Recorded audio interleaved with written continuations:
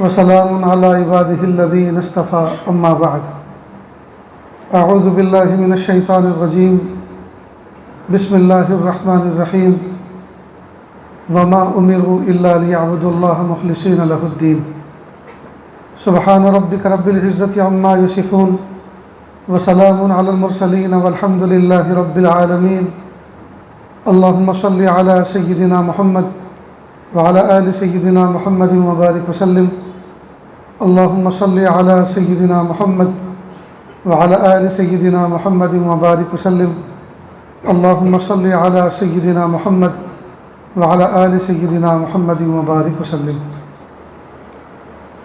اللہ رب العزت نے ہمیں اپنی قدرت کاملہ سے پیدا فرمایا اور اللہ پاک نے ہمیں اس بات کا حکم دیا کہ ہم وہ کام کریں جن کے کرنے کا اللہ نے حکم دیا اور ان کاموں سے بچیں جن سے بچنے کے لیے کہا گیا۔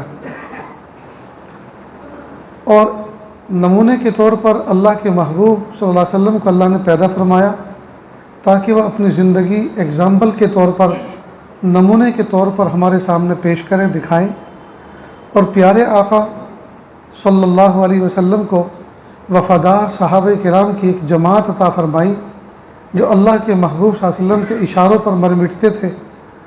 جب مکہ مکرمہ میں اللہ کے نبی صلی اللہ علیہ وسلم تھے تو صحابہ نے ہاتھوں میں ہاتھ دیا، اور جب مدینہ منورہ میں پہنچے تو قدموں میں جان دے دی۔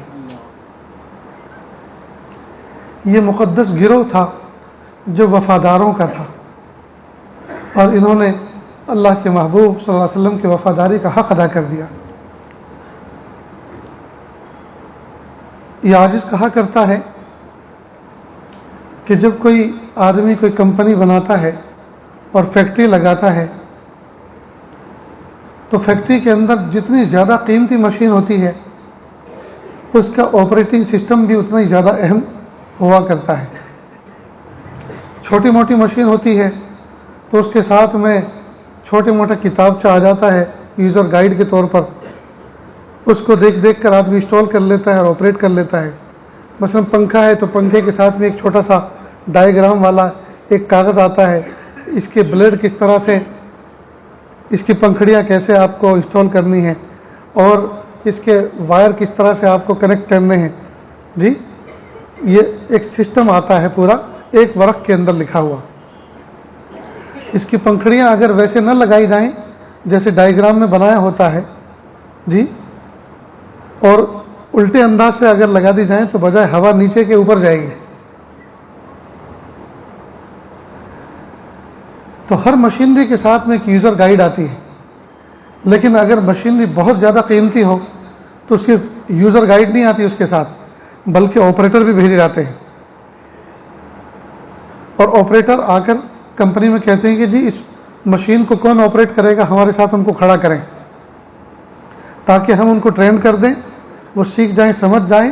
ہم اپنا کانٹیکٹ ان کی دیتے ہیں تاکہ اگر کبھی کوئی چیز پوچھنے کی ضرورت پیش آئے تو ہم سے رابطہ کر لیں۔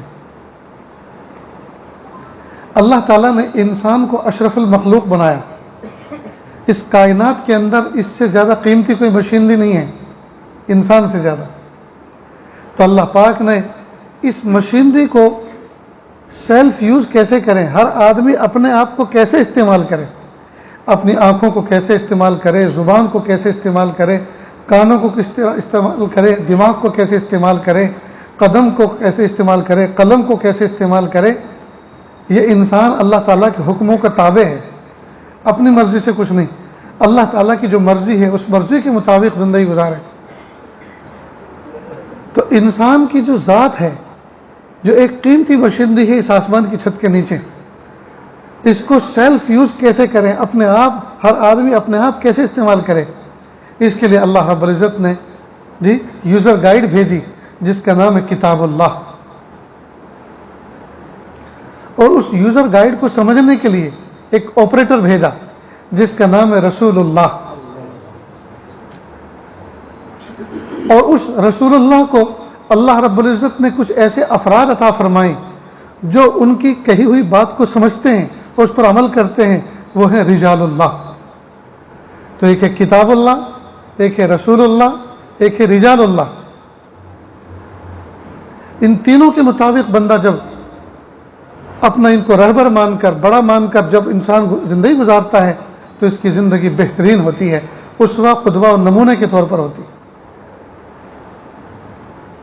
تو اللہ رب العزت نے قرآن پاک میں حکم دیا محبوب صلی اللہ علیہ وسلم کو، وما امروا الا لیعبدوا اللہ مخلصین لہ الدین۔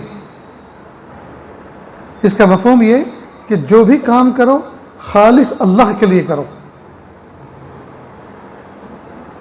چنانچہ قرآن پاک میں ایک جگہ اللہ پاک نے ہدایت دی، فَأَتِمُّ الْحَجَّ وَالْعُمْرَةَ لِلَّهِ، حج اور عمرہ صرف اور صرف اللہ کی رضا کے لیے ادا کرو، صرف اور صرف اللہ کی رضا کے لیے ادا کرو۔ حج عمرہ اس لیے مت کرو کہ میں اپنے علاقے میں حاجی کہلاؤں، حج عمرہ اس لیے مت کرو کہ جب کبھی شادی بیاہ کے فنکشن ہو تو چھوارے بانٹنے کے لیے کہیں ارے حاجی صاحب کہاں گئے، ذرا حاجی صاحب کو ڈھونڈو، حاجی صاحب سے چھوارے بٹوائیں گے۔ حاجی اس لیے مت بنو کہ جب کبھی دیکھ کا ڈھکن کھولنا ہے تو کہ حاجی صاحب کو بٹھاؤ، ان کے بابرکت ہاتھ سے ان کو بٹواؤ۔ تو نہ لوگوں میں شہرت کے لیے، نہ بڑا پن کے لیے، جی نہ نام و نمود کے لیے، بلکہ صرف اور صرف اللہ کی رضا کے لیے حج عمرہ ادا کرو۔ اسی طرح جتنے بھی اعمال ہیں وہ خالص اللہ کے لیے کریں۔ اب ہمارا المیہ یہ ہے کہ ایک تو سرے سے ہم عمل کرتے نہیں ہیں، اور کرتے ہیں تو دنیا کو دکھا کے اس کا کباڑا کر دیتے ہیں، دنیا کو دکھا کے اس کا کباڑا کر دیتے ہیں۔ اور جیسے انسان دوستو غیرت مند ہوتا ہے، اگر کوئی آدمی اس کے ساتھ کچھ لین دین کا معاملہ کرتا ہے تو یہ چاہتا ہے کہ چھپ کر ہو، کسی کے سامنے مجھے کوئی چیز نہ دی جائے، اس لیے کہ اس کو غیرت آتی ہے کہ میں کہتا پھرتا ہوں دنیا کو اس پر کہ اللہ پالتے ہیں، اور اگر کوئی بندہ مجھے کسی کے سامنے کچھ دے گا تو لوگوں کو ایک غلط میسج کنوے ہوگا، لوگ یہ سمجھیں گے کہ لو ہمیں تو کہتے ہیں ممبر پہ بیٹھ کے اللہ پالتے ہیں، اللہ پہ نظر رکھو، اور دیکھو ان کو یہ سیٹھ پال رہے ہیں، یہ دنیا کے بڑے بڑے لوگ ان کو پال رہے ہیں، دیکھو ان کو مٹھی بھر بھر کے دے رہے ہیں، تو ان کو غیرت آتی۔ تو جب دنیا کا ایک انسان کسی انسان سے مخلوق کے سامنے کوئی چیز لیتے ہوئے شرماتا ہے اور اسے غیرت آتی ہے تو اللہ تعالیٰ تو بہت بڑے غیور ہیں۔ اور بزرگان دین نے فرمایا کہ جب کوئی عمل اللہ کے لیے کیا جائے اور اس میں مخلوق کا دکھاوا بھی ہو، اس کی بھی نیت شامل کر لیں کہ لوگ بھی دیکھ لیں کہ میں کیسا سخی داتا ہوں، میں کیسا دین پہ خرچ کرنے والا ہوں، میں کتنی موٹی موٹی رقم، کتنی بڑی بڑی رقم اللہ کے راستے میں دینے والا ہوں، لوگ بھی دیکھ لیں اور ذرا میری تعریف کریں، جی تو گویا اس نے اللہ کے لیے عمل نہیں کیا، اللہ کے لیے تو کیا تھا لیکن مخلوق کو دکھانے کی بھی نیت تھی، تو جس میں بھی آ جائے وہ شرک ہو جاتا ہے۔ اور جو صرف اللہ ہی کے لیے ہو، جس میں بھی نہ ہو، صرف ہی ہو، یہ ہے مخلص عمل، صرف اللہ ہی کے لیے کیا۔ ہمارے ایک دوست تھے، کرونا کے زمانے میں ان کا انتقال ہو گیا، اللہ تعالیٰ ان کو جنت نصیب فرمائے۔ ان کے انتقال کے بعد بڑے بڑے راز کھلے ان کی زندگی کے، ان میں سے ایک راز یہ بھی تھا، ان کی بستی میں، گجرات میں جس بستی میں ہم رہتے ہیں وہاں سے ایک عالم پڑھانے کے لیے جاتے تھے، چھوٹے چھوٹے معصوم بچوں کو مکتب کی تعلیم دینے کے لیے جاتے تھے۔ تو وہ رشید خان جو ہمارے دوست تھے، انہوں نے ان سے پوچھا، مول صاحب آپ ہماری بستی کے بچوں کو پڑھانے آتے ہیں کہ جی؟ دیکھو جو بھی مدرسے والے مکتب والے آپ کو تنخواہ دیتے ہیں وہ آپ کا اور ان کا معاملہ ہے، لیکن ہر مہینے اتنی رقم آپ میرے پاس سے لے جایا کرو، یہ میری طرف سے آپ کو ہدیہ ہوگا۔ پھر ایک مرتبہ انہوں نے کہا کہ مولوی صاحب دیکھو یہ مہنگائی کا دور ہے اور آدمی کے ساتھ ہر بیماری لگی رہتی ہے، اور آپ ایک عالم آدمی ہیں، چھوٹی چھوٹی تنخواہیں ہوتی ہیں علماء کی، ضرورتیں پوری نہیں ہوتی، کئی مرتبہ اچانک کوئی خرچہ بیماری کا آ جاتا ہے، تو جب بھی کبھی کوئی ایسی ضرورت پیش آ جائے تو آپ میرے آفس آنا، اور آفس میں اگر میں کسی میٹنگ میں ہوں تو شرمانا مت، بے دھڑک دروازہ کھول کے آ جانا، اور وہاں آ کے یوں مت کہنا کہ رشید خان مجھے کچھ پیسوں کی ضرورت ہے، تاکہ لوگ آپ کو بھکاری نہ سمجھیں، آپ پھٹیچن نہ سمجھیں، بلکہ یوں کہنا رشید خان میرے جو پیسے تمہارے پاس رکھے ہیں اس میں سے مجھے 5,000 کی ضرورت ہے، نہیں سمجھے؟ یوں مت کہنا کہ مجھے 5,000 کی ضرورت ہے، بلکہ یوں کہنا رشید خان میرے جو پیسے آپ کے پاس رکھے ہیں اس میں سے مجھے 5,000 کی ضرورت ہے، اور نیت یہ رکھنا کہ آپ کی قسمت کا جو پیسہ میرے پاس رکھا ہوا ہے. دیکھیے کسی عالم کی اور کسی باعزت کی عزت کا کیسے پردہ رکھا. اور ان کو اب جب وہ اس انداز سے کہیں گے میرے جو پیسے آپ کے پاس رکھے ہوئے ہیں اس میں سے 5,000 چاہیے، تو جتنے میٹنگ میں بیٹھنے والے ہیں وہ سب سمجھیں گے کہ مولانا تو ایسے آدمی ہیں کہ اتنے بڑے آدمی کے پاس اپنے پیسے رکھتے ہیں، یہ کوئی معمولی آدمی نہیں ہے، تو بڑے پیسے والے آدمی. اللہ اکبر. تو ان باتوں کو کہتے ہیں اخلاص والی باتیں، اظہار والی نہیں، اخلاص والی، کہ اس میں کسی کی عزت کا پردہ رکھ لیا جاتا ہے، اس میں کسی کی عزت کا پردہ رکھ لیا جاتا ہے. آج کل دوستو ہمارا حال یہ ہے کہ ہم اگر کسی کا کوئی تعاون کر دیں 10 روپے کا، تو جب تک 10 لوگوں کو بتا نہیں دیتے، جتا نہیں دیتے، جگہ نہیں دیتے، وہاں تک تو ہمارے پیٹ کا پانی ہضم نہیں ہوتا. یہ دوستو اخلاص کے بالکل خلاف ہے. ایک کام اگر اللہ کے لیے کرنا ہے تو صرف اللہ ہی کو پتہ چلے، کسی اور کو پتہ نہ چلے. شان یہ ہونی چاہیے، اللہ ہی کو پتہ چلے، کسی اور کو پتہ نہ چلے. چنانچہ مائکوں پر بلوانا، شہرت کروانا، لوگوں کو جتانا، مجمع عام کے سامنے کسی کو بلا کر اس کو کچھ پیش کرنا، یہ سب بے غیرتی کے کام ہیں. یہ سب بے غیرتی کے کام. ہدیہ، تحفہ، اسی طرح سے اللہ کے راستے میں کوئی خیر خیرات، یہ اس طرح سے کرو کہ ایک ہاتھ سے دو تو دوسرے ہاتھ کو پتہ نہ چلے. مطلب کیا؟ یعنی مخلوق کو نہ جتائیں، خالق ہی کو پتہ چلے کہ میرا بندہ میری رضا کے لیے کوئی چیز مجھ پہ خرچ کر رہا ہے. اور دوستو اللہ تعالیٰ کا ڈھیر سارا مال جو دیا ہوا ہے، اگر ہم اللہ کے راستے میں ایک کوڑی، ایک پائی خرچ بھی کر رہے ہیں تو کون سا اللہ کی ذات پر احسان کر رہے ہیں؟ دیا ہوا تو اسی کا ہے نا، تو اسی کا دیا ہوا اسی کو ریٹرن کر رہے ہیں اور اپنا کمال سمجھ رہے ہیں. تو جب کوئی آدمی کسی کو جتا کے دیتا ہے، بتا کے دیتا ہے، جگا کے دیتا ہے، منادی کر کے دیتا ہے، تو اس کا مطلب یہ کہ گویا اللہ کی ذات پر احسان کر رہا ہے. ہائے ہائے، ہم کون ہوتے ہیں اللہ کی ذات پر احسان کرنے والے؟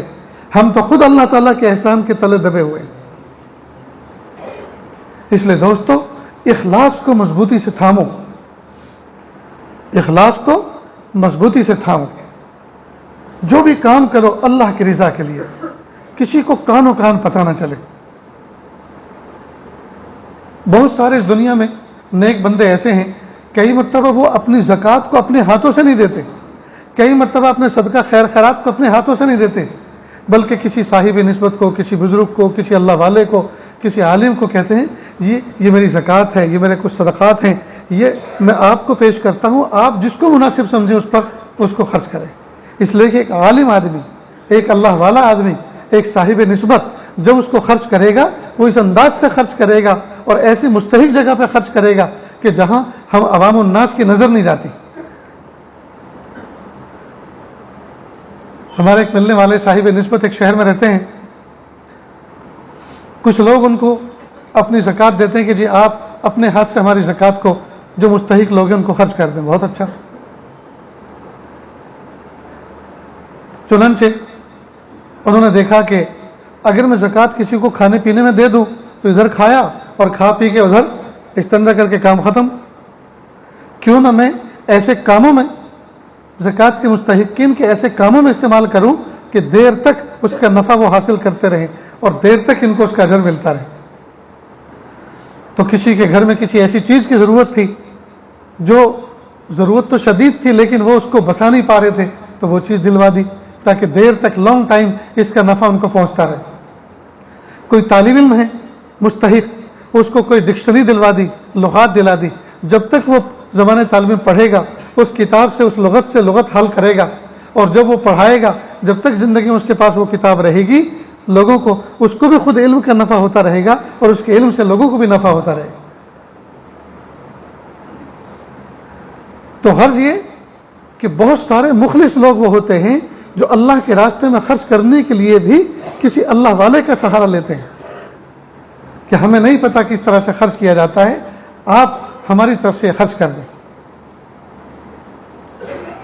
غرض یہ دوستو، ہم جو بھی عمل کریں، چاہے نماز پڑھیں، چاہے روزہ رکھیں، چاہے صدقہ خیر خیرات کریں، جی، چاہے لکھنے پڑھنے کا کوئی کام کریں، دینے دیوانے کا کوئی کام کریں، تمام کاموں میں اس بات کو پرنسپل بناؤ، اس بات کی اہمیت کو سمجھو کہ مجھے صرف اور صرف اللہ کی رضا کے لیے یہ عمل کرنا ہے۔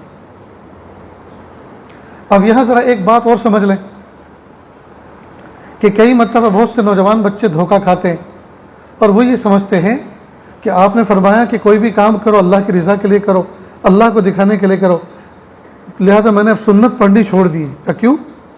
کہا فرض نماز میں تو خیر امام کے ساتھ پیچھے پڑھنا ہوتا ہے، مرے کیا نہ کرے امام کے پیچھے آنا ہی پڑے گا، لیکن جب ہم الگ سے سنت پڑھیں گے تو سب دیکھیں گے ہمیں، تو دکھاوا تو منع ہے۔ جب ہمیں سنتیں پڑھتے دیکھیں گے تو یہ تو دکھاوا ہو جائے گا، سب دیکھیں گے ہم کو، لہذا اب ہم سنت نہیں پڑھتے۔ یہ بہت بڑی غلط فہمی ہے دوست۔ کوئی بھی نیک عمل اگر اس نیت سے کیا جائے کہ لوگ مجھے دیکھیں تو یہ ہے اخلاص کے خلاف، یہ ہے ریا، یہ ہے دکھاوا۔ لیکن نیت یہ نہ ہو، نیت اللہ کی رضا کے ہو، اور چاہے کوئی دیکھے یا نہ دیکھے مجھے اس کی کوئی پرواہ نہیں ہے، تو پھر اس کے اخلاص میں کوئی کمی نہیں ہے، یہ مخلص بندہ ہے۔ اور ریاکاری کی ایک پہچان یہ ہے کہ جب عمل کرے اس میں دکھانے کے لیے کرے، اور اگر کوئی دیکھنے والا نہ ہو تو اسے تکلیف ہو کہ لو میں نے تو دکھانے کے لیے نماز پڑھی تھی، کس نے دیکھا ہی نہیں مجھے، اب اسے تکلیف ہو۔ جیسے راستے سے تکلیف دہ چیز کا ہٹانا یہ صدقہ ہے، راستے سے تکلیف دہ چیز کا ہٹانا یہ صدقہ ہے۔ تو کئی مرتبہ ہم کوئی پتھر راستے میں ہوتا ہے ٹھوکر مار کے ایک طرف کر دیتے ہیں اور چاروں طرف دیکھتے ہیں کہ کوئی دیکھنے والا ہے کہ نہیں کہ مجھے شاباشی دے کہ دیکھو کتنا اچھا کام کر رہا ہے، اور جب کوئی دیکھنے والا نہیں ہوتا تو تکلیف ہوتی ہے، بلکہ ہو سکتا ہے کہ پتھر ہٹانے کے بعد پھر واپس بیچ میں رکھ دے کہ دیکھنے والا نے دیکھا تو ہے ہی نہیں، اب کیا فائدہ ہٹانے کا، پڑا رہنے دو جہاں پڑا تھا۔ تو ریاکاری کی پہچان یہ ہے کہ بندہ بندوں کو دکھانے کے لیے کرے، اور دیکھنے والا اگر نہ دیکھے کوئی تو پھر اس کو تکلیف ہو کہ مجھے کسی نے دیکھا نہیں، یہ ہے ریاکاری کی پہچان۔ لہذا اگر ایسی نیت نہیں ہے کہ مجھے کوئی دیکھے، اب ظاہر ہے جب سنت پڑھے گا تو 70 آدمی مسجد میں آئیں گے جائیں گے، وہ بھی سنت پڑھنے والے ہیں۔ تو اگر یہ سوچے کہ سنت مجھے اس لیے نہیں پڑھنا کہ لوگ دیکھیں گے، تو یہ تو شیطان اس کو ورغلا دیا، شیطان نے اس کو اپنا ہدف بنا دیا، نشانہ بنا دیا۔ وہ تو چاہتا ہی یہ تھا کہ یہ نہ پڑھے، اور دل میں وسوسہ یہ ڈال دیا کہ جب تو سنت پڑھے گا تو تجھے دیکھنے والے دیکھیں گے، کہ دیکھنے تو مجھے کیا پرواہ۔ خود کی نیت یہ نہیں ہونی چاہیے کہ مجھے کوئی دیکھے۔ جب خود کی نیت دکھانے کی نہیں ہے، اب چاہے لاکھ یا کروڑ بھی دیکھیں کوئی فرق نہیں پڑتا، یہ بندہ مخلص ہے۔ سمجھ گئے دوستو؟ تو ہم جو بھی عمل کریں اللہ کی رضا کے لیے کریں، اللہ کی رضا کے لیے کریں، اور جو خرچ کرنا ہے، جو کچھ دینا دیوانا ہے، جو اللہ کے راستے میں کچھ محنت کرنا ہے، مجاہدہ کرنا ہے، پڑھنا ہے، روزہ رکھنا ہے، حج عمرہ کرنا ہے، تلاوت کرنی ہے، ذکر کرنا ہے، یہ سب میں نیت یہی ہو بس میرا اللہ میرے اس عمل سے راضی ہو جائے۔ اگر دوستو ساری دنیا ہمارے نام کے زندہ باد کے نعرے لگائے جی، اور اللہ کی نظر میں وہ عمل مقبول نہ ہو تو اس زندہ باد کے نعرے سے کیا فائدہ؟ بہتر تھا کہ لوگ مرد آباد کے نعرے لگاتے۔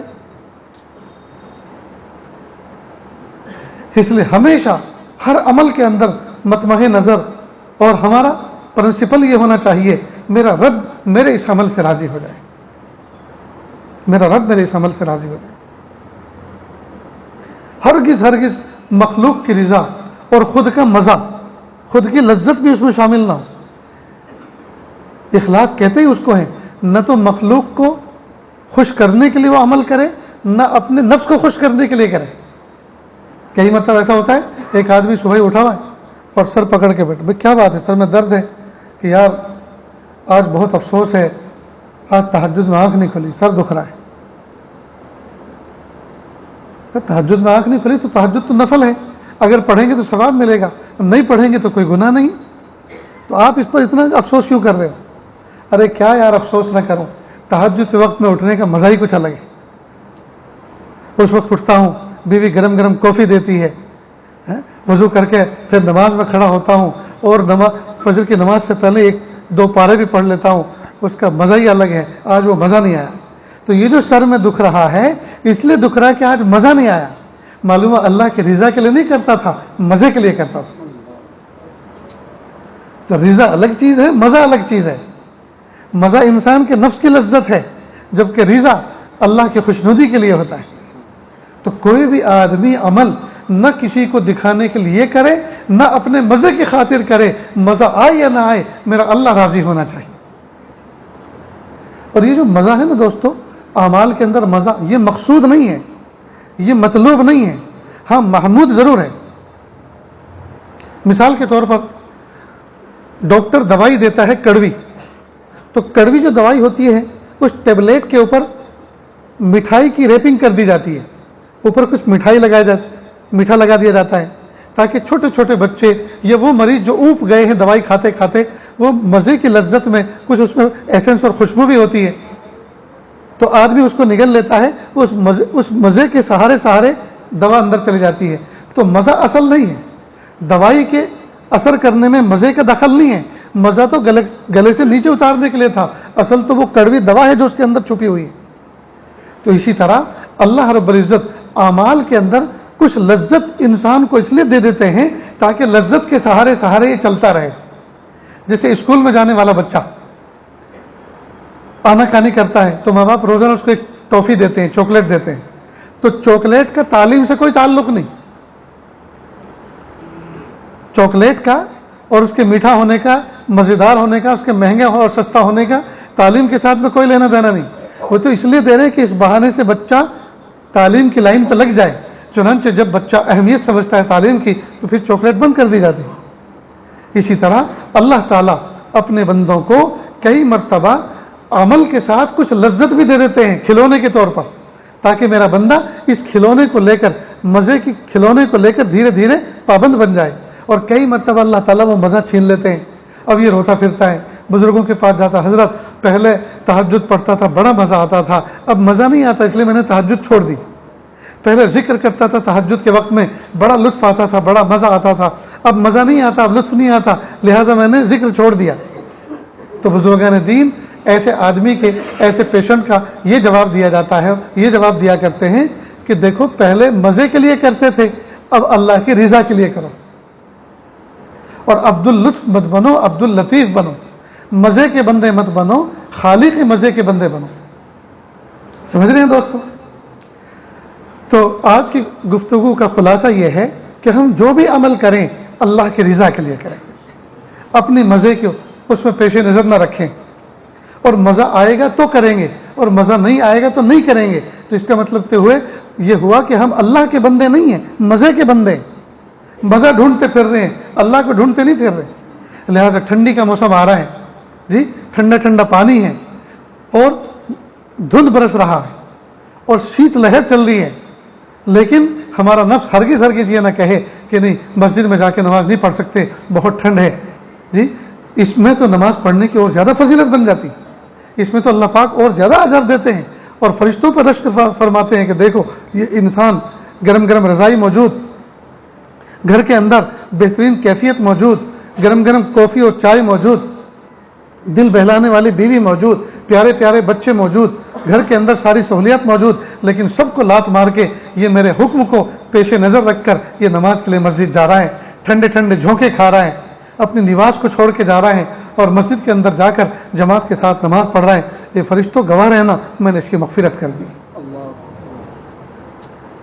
تو جب کوئی بندہ اللہ کی رضا کے لیے اپنے مزوں کو پیچھے چھوڑ کر اللہ کی رضا کو پیش نظر رکھ کر کام کرتا ہے جی, تو یہ بندہ مخلص کہلاتا ہے. اور اخلاص والے کا اور مخلص بندے کا تو مرتبہ ہی کچھ اور ہوتا ہے. تو اللہ تعالیٰ سے دعا ہے اللہ تعالیٰ ہمیں مخلص بنائے, اللہ ہمیں مخلص بنائے. ریاکاری کے ناپاک جذبے سے اللہ ہماری حفاظت فرمائے, دکھاوے کے کیل کانٹوں سے اللہ ہماری حفاظت فرمائے. ہم جو بھی کام کریں اللہ کی رضا کے لیے کریں. اللہ تعالیٰ کہنے سننے سے زیادہ عمل کی توفیق عطا فرمائے. وآخر دعوانا ان الحمد للہ رب العالمین. ابھی ایک یا دو نکاح بھی ہیں, دو ہیں, تین ہو گئے ماشاءاللہ. تو 3 نکاح ہیں. ایک بات بنیادی طور پر ایک بات عرض کرنی تھی. جو بچے بچیاں نکاح کرتے ہیں, کچھ ایسی باتیں سامنے آ رہی ہیں کہ یہ بچے آپس میں کئی مرتبہ آپس میں جب تنہائی میں بیٹھتے ہیں تو ڈسکس کرتے ہیں. اور ڈسکس کس بات کے کرتے ہیں؟ لڑکا پوچھتا ہے لڑکی سے بتا اسکول میں تیرا کوئی فرینڈ تھا جو تجھ سے محبت کرتا تھا؟ اور پھر اس کو قسم دھرم دیتا ہے اور پھر کہتا ہے میں بھی تجھے بتاؤں گا، پہلے تو اپنا بتا. اس طرح کئی واقعات ہوئے کہ لڑکے نے اس بہانے سے لڑکی سے کچھ بات نکلوائی اور اس نے کہا کہ بچپن میں جب میں پہلی دوسری کلاس میں تھی جی ایک لڑکا نادان سا تھا، اس نے میرا ہاتھ پکڑ کے اس کو بوسہ دے دیا تھا. اسی وقت سن کے اس نے طلاق دے دی. تو کیوں یہ موضوع چھیڑا تھا کہ مجھے غیرت آ گئی. یاد رکھنا اس آسمان کی چھت کے نیچے کوئی لڑکا حضرت یوسف علیہ السلام جیسا عفیف نہیں ہے، پاک دامن نہیں ہے، اور کوئی لڑکی معائشہ صدیقہ اور حضرت مریم جیسی عفیفہ نہیں. ہر ایک صغیرہ کبیرہ گناہوں میں مبتلا ہے، بس کسی کے ڈھکے ہیں کسی کے چھپے ہیں. اللہ تعالیٰ سب پہ پردہ رکھے. اس لیے شوہر کی زندگی کا یہ موضوع نہیں ہے کہ وہ اپنی ہونے والی منگیتر یا اپنی بننے والی بیوی کے ماضی کو ٹٹولے، اس کا کچا چٹھا معلوم کرے. بندہ صغیرہ کبیرہ گناہ کرتا ہے، توبہ کرتا ہے، نہ جانے اللہ پاک نے کب سے معاف کر دیا ہے. تو نہ لڑکی پوچھے لڑکے سے اور نہ لڑکا پوچھے لڑکی سے. ایک بات تو یہ. دوسری بات، کئی مرتبہ نکاح تو ہو جاتا ہے 2-4 مہینے پہلے اور رخصتی ہوتی ہے 2-4 مہینے بعد، اور اس دوران فون پہ آپس میں گفتگو کرتے ہیں یہ ہونے والے میاں بیوی. تو اگرچہ جائز ہے، نکاح ہو چکا، سب کچھ جائز ہے، بات کرنا بھی جائز ہے، لیکن بہتر یہ ہے کہ جب تک رخصتی نہ ہو جائے جی گفتگو نہ کرے، تاکہ پہلی ملاقات کی لذت اور برکت باقی رہے. اس لیے کہ جب پہلی ملاقات پر جب ملاقات ہوتی ہے، 2 رکعت پڑھ کر جب بندہ دعا کر کے ملتا ہے، اس وقت کی لذت اور برکت ہی الگ ہے. اب یہ لڑکے لڑکی کیا کرتے ہیں، رخصتی سے پہلے یہ ناراض بھی ہوتے ہیں، لڑتے بھی ہیں، بات بھی بند ہو جاتے ہیں، بلاک بھی کرتے ہیں، اور پھر کوئی پوچھنے والا پوچھتا ہے بھائی کیا حال ہے؟ ارے بس آج کل ذرا انبن چل رہی ہے. ارے بھائی انبن؟ ابھی تو رخصتی انبن ہو گئی. ایک لڑکا میرے پاس آیا اور آنے کے بعد کہنے لگا حضرت میرے گھر والوں نے میرا نکاح کرا دیا اور رخصتی 2 سال کے بعد رکھی گئی. 2 سال اتنا لمبا گیپ کیوں؟ کہ ایک تو میری تعلیم کے 2 سال باقی ہیں، دوسرا کچھ لندن امریکہ میں رشتہ دار ہیں وہ آنے والے ہیں، تو ان کے آنے پر یہ خوشی رکھی جائے گی. بہت اچھا. تو پھر بات کیا ہے؟ کہ بہت عجیب مسئلے میں پھنس گیا ہوں. کون سے مسئلے میں پھنس گئے ہو؟ کہا جس سے میرا نکاح ہوا ہے بات طلاق تک پہ آ گئی. کیسے طلاق تک پہ آ گئی؟ ابھی تو رخصتی نہیں ہوئی. کہ اصل میں ہم فون پہ آپس میں بات کرتے تھے، تو میں نے فون پہ اس کو کوئی بات کہی جس نے میری بات کو مانا نہیں، تو میں نے اس کو کہا کہ میری بات ماننی پڑے گی ورنہ تجھے طلاق دے دوں گا. بس اس بات پر وہ بھیڑ گئی اور اپنے ماں باپ سے کہہ دیا جس آدمی کے ساتھ میں ابھی 1 دن بھی نہیں گزرا، رخصتی نہیں ہوئی، رخصتی سے پہلے مجھے طلاق کی دھمکی دے رہا ہے، اور تو رخصتی کے بعد یہ میرے ساتھ کیا کچھ نہیں کرے گا. مجھے ایسے آدمی پہ اطمینان نہیں ہے، مجھے اس کے ساتھ رخصتی نہیں کرنی.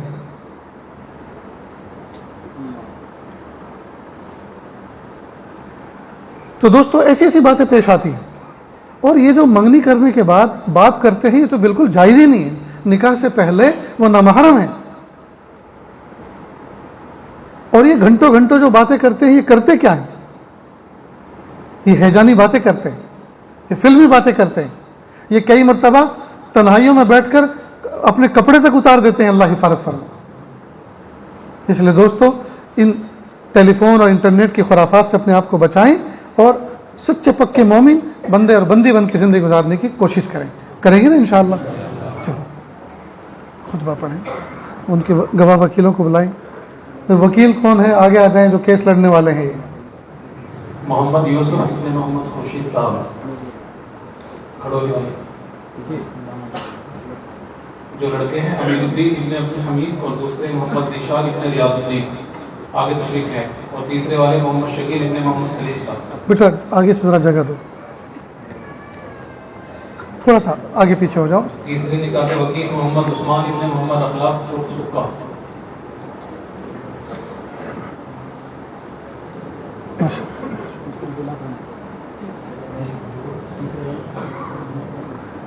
تیسرا دلہا گم ہو گیا.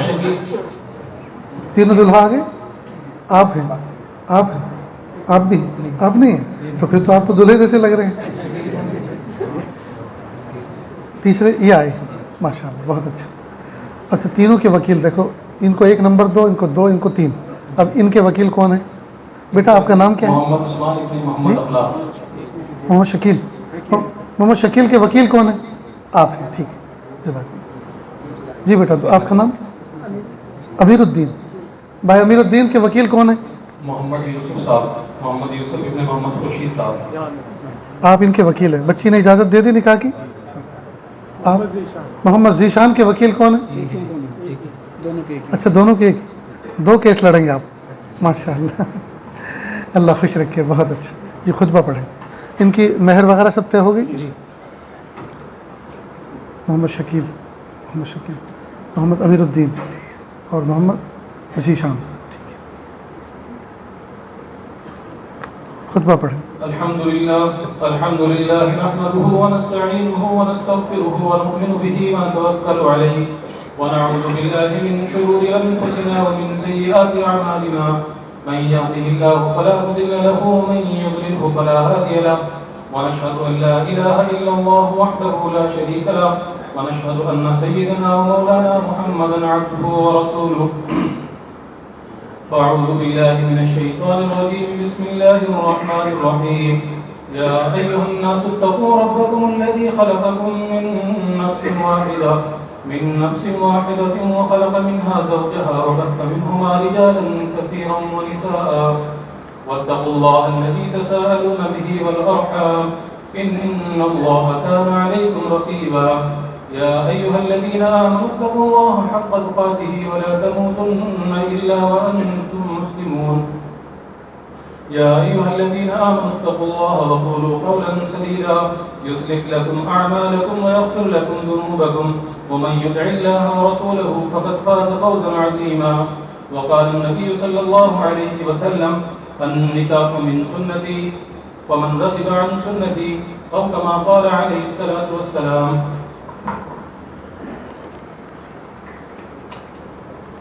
بیٹا محمد شکیل ابن محمد سلیم صاحب, وکیل بن نکاح محمد عثمان ابن محمد اخلاق عرف سکا نے مہجبی بنت محمد اخلاق عرف سکا کی ذات کو 10,000 روپے نقد مہر کے عوض 2 گواہوں کی موجودگی میں حاضر مجلس کے سامنے زوجہ بنا کر آپ کے نکاح میں دیا. کہ آپ نے ان کی ذات کو قبول کیا؟ جی میں نے قبول کیا. ماشاء اللہ بارک اللہ. بھائی امیر الدین ابن عبد الحمید صاحب, وکیل بن نکاح محمد یوسف ابن محمد خورشید نے دلہن شبانہ بنت حبیب احمد کی ذات کو مہر 5,100 روپے نقد کے عوض مؤجل ہے یا معجل؟ ان کی معجل ہے, ان کی معجل ہے. اچھا یعنی ادھار 2 گواہوں کی موجودگی میں حاضرین مجلس کے سامنے دلہن بنا کر آپ کی شبانہ بنت حبیب احمد کی ذات کو آپ کے نکاح میں دیا. کہ آپ نے ان کو قبول کیا؟ ماشاء اللہ بارک اللہ. بیٹا محمد ذیشان ابن ریاض الدین, وکیل بن نکاح محمد یوسف ابن محمد خورشید نے مہر 5,100 روپے معجل یعنی نقد مہر کے عوض دلہن شاہین بنت حبیب احمد کی ذات کو وکیل بن نکاح نے 2 گواہوں کی موجودگی میں حاضرین مجلس کے سامنے زوجہ بنا کر آپ کے نکاح میں دیا. کہ آپ نے قبول کیا؟ جی میں نے قبول کیا. ماشاء اللہ بارک اللہ فیکم. جواب بھائی اللہ تعالیٰ خوش و خرم رکھے, عمر میں برکت عطا فرمائے, دونوں خاندانوں میں اللہ برکت عطا فرمائے, محبت عطا فرمائے. ان بچے بچیوں کو اس دیواجی زندگی کی حقیقی لذت عطا فرمائے. اس نکاح کو نیک نسل انسانی کی افزائش کا ذریعہ بنائے. اور اس نکاح کی برکت سے اور نکاح کے بعد ہونے والی دعا کی برکت سے اللہ رب العزت ان بچے بچیوں کو جو عمر کو پہنچ چکی ہیں ان کو بھی نیک سالے جوڑے عطا فرمائے. بہت سارے حضرات اس نیت سے آتے ہیں کہ ہم توبہ طائب ہو کر زندگی اچھی گزارنا چاہتے ہیں, تو یہ عاجز توبہ کی کلمات پڑھاتا ہے. میرے پیچھے پیچھے اخلاص کے ساتھ زندگی بدلنے کے ارادے سے یہ کلمات پڑھتے چلیں. بسم اللہ الرحمن الرحیم. لا الہ الا اللہ محمد الرسول اللہ صلی اللہ علیہ وسلم. اشہد ان لا الہ الا اللہ واشہد ان محمدا عبدہ ورسولہ. استغفر اللہ ربی من کل ذنب واتوب الیہ استغفر اللہ ربی من کل ذنب واتوب الیہ آمنت باللہ کما ہوا باسمائہ وصفاتہ وقبلت جمیع احکامہ اقرار باللسان وتصدیق بالقلب وصلی اللہ تعالی علی خیر خلقہ محمد وعلی آلہ واصحابہ اجمعین برحمتک یا ارحم الراحمین۔ اللہ کا شکر ہے، کلمات پڑھنے کے بعد توبہ طائب ہو گئے۔ اللہ تعالیٰ اس توبہ کو قبول فرمائے۔ روزانہ صبح شام ایک ایک تسبیح استغفار کی پڑھنی ہے اور ایک ایک درود شریف کی۔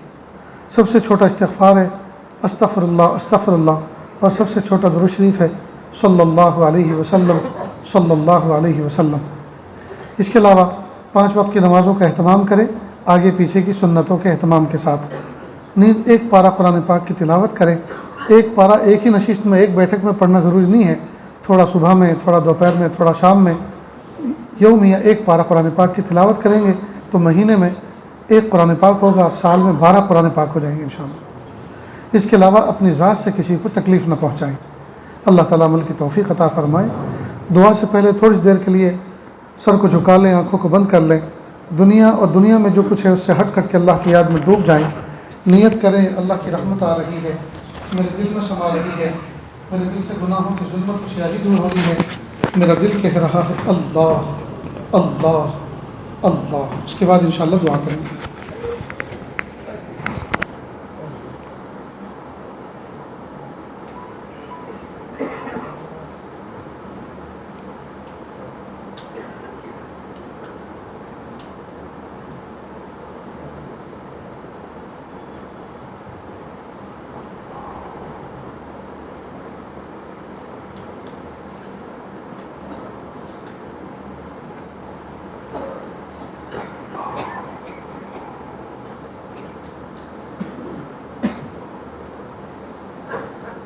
میں تیرے سامنے جھک رہا ہوں خدا، میں تیرے سامنے جھک رہا ہوں خدا، میرا کوئی نہیں اللہ تیرے سوا، میں تیرے سامنے جھک رہا ہوں خدا، میرا کوئی نہیں اللہ تیرے سوا، میں تیرے سامنے۔ میں گناہگار ہوں، میں سیاہ کار ہوں، میں خطا کار ہوں، میں سزاوار ہوں۔ میں گناہگار ہوں، میں خطا کار ہوں، میں سیاہ کار ہوں، میں سزاوار ہوں۔ میرے سجدوں میں ہو تیری حمد و ثنا، میرے سجدوں میں ہو تیری حمد و ثنا، میرا کوئی نہیں اللہ تیرے سوا، میں تیرے سامنے جھک رہا ہوں خدا، میرا کوئی نہیں اللہ تیرے سوا۔ میری توبہ ہے توبہ اے میرے الہ، مجھ گناہگار کو تو نہ دینا سزا۔ میری توبہ ہے توبہ اے میرے الہ، مجھ گناہگار کو تو نہ دینا سزا۔ بخش دے گا مجھے، بخش دے گا ہمیں، یہ وعدہ تیرا بخش دے گا ہمیں۔ یہ ہے وعدہ تیرا میرا کوئی نہیں، اللہ تیرے سوا میں تیرے سامنے جھک رہا ہوں خدا، میرا کوئی نہیں، اللہ تیرے سوا میں تیرے سامنے۔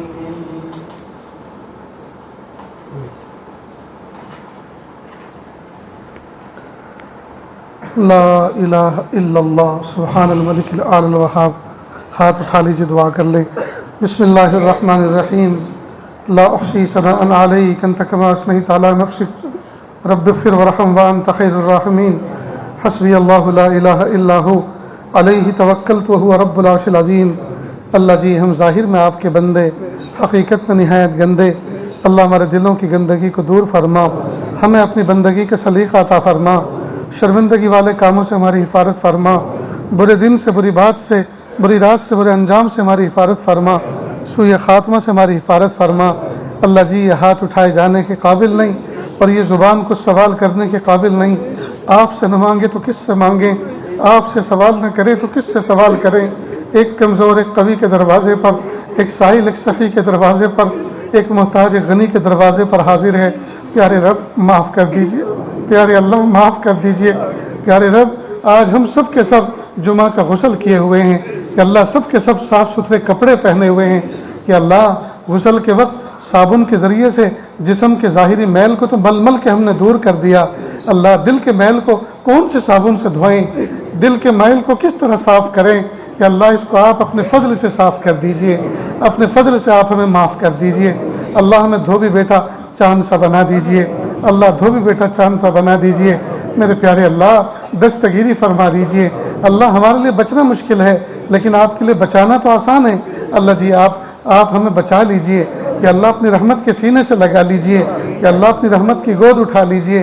ایک ماں کے 5 بچے ہوں اور 4 صحیح سالم ہوں اور ایک کمزور ہو، ایک لنجا ہو، ایک لنگڑا ہو اور ایک جو ہے اندھا ہو اور کمزور ہو، پیارے اللہ وہ ماں سب سے زیادہ توجہ اپنی اس کمزور لنگڑے لولے لجے بچے کی طرف رکھتی ہے۔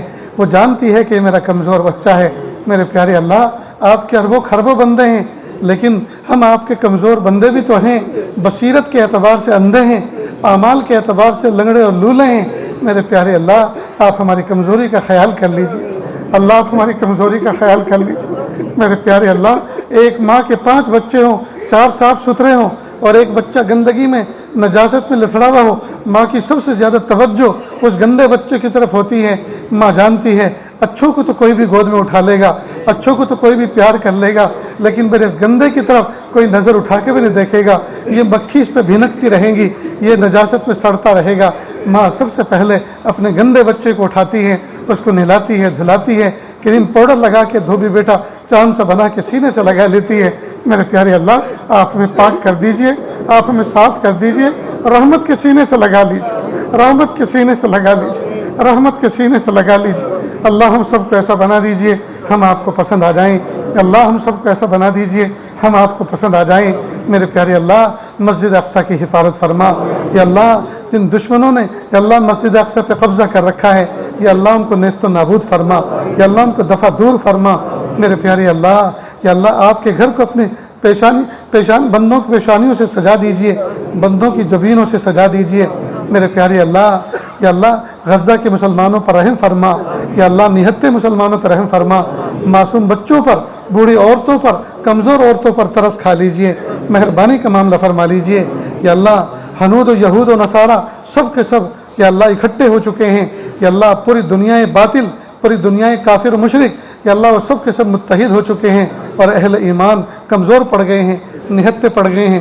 یا اللہ اللہم انا نجعلک فی نحورہم ونعوذ بک من شرورہم۔ یا اللہ آپ ان کی طرف سے کھڑے ہو جائیے، یا اللہ آپ ان کی طرف سے انتقام لے لیجئے، قسمت میں ہدایت ہے تو دے دیجئے ورنہ یا اللہ ان کی بوٹی بوٹی بکھیر دیجئے۔ جس طرح قوم عاد و سمود کو آپ نے تہہ تیک کر دیا، یا اللہ اسی طرح سے یا اللہ ان اقوام باطل کو بھی تہہ تیک کر دیجئے۔ میرے پیارے اللہ، اس محفل میں نہ جانے کتنے دکھیارے، نہ جانے کتنے غم کے مارے بیٹھے ہیں، یا اللہ سب کی تکلیفوں کو دور فرما، سب کی پریشانیوں کو دور فرما۔ اللہ ہماری بیماریاں بڑی نہیں ہیں، آپ کی شفا بڑی ہے، ہمارے قرضے بڑے نہیں ہیں، آپ کی عطا بڑی ہے۔ میرے پیارے اللہ ہماری تکلیفیں بڑی نہیں ہیں، آپ کی رحمتیں بڑی ہیں۔ میرے پیارے اللہ اس محفل میں نہ جانے کتنے باپ ایسے بیٹھے ہیں جن کے جوان بچے اور بچیاں عمر کو پہنچ چکے، مناسب رشتے نہیں مل رہے، مناسب رشتے عطا فرما، سادگی سنت و شریعت کے مطابق نکاح کرنا آسان فرما۔ جن کا نکاح ہوئے زمانہ گزر چکا، گود اولاد سے خالی ہے، نیک صالح اولاد عطا فرما۔ یا اللہ جن میاں بیویوں میں آج تک محبت نہ ہو سکی، اللہ ان میں سچی محبت پیدا فرما۔ جن بچے بچیوں کا نکاح اس محفل میں ابھی ہوا، یا اللہ دونوں خاندانوں میں میل محبت عطا فرما۔ یا اللہ میاں بیوی میں سچی محبت پیدا فرما۔ یا اللہ سادگی سنت و شریعت کے مطابق آگے کے مرحلوں سے گزرنا آسان فرما۔ اللہ جی ہم سب کو ایسا بنا دیجئے ہم آپ کو پسند آ جائیں۔ پیارے اللہ عرب اور عجم میں آگ لگی ہوئی ہے، اللہ ترس کھا لیجئے۔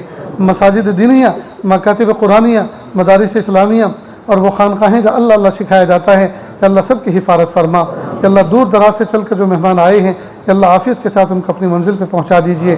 کہ اللہ اس ادارے کو دن دونی رات چوگنی ترقی عطا فرما، جو ادھورے کام ہیں عافیت کے ساتھ پورے فرما۔ وصلی اللہ تعالی علی خیر خلقہ محمد و آلہ و اصحابہ اجمعین۔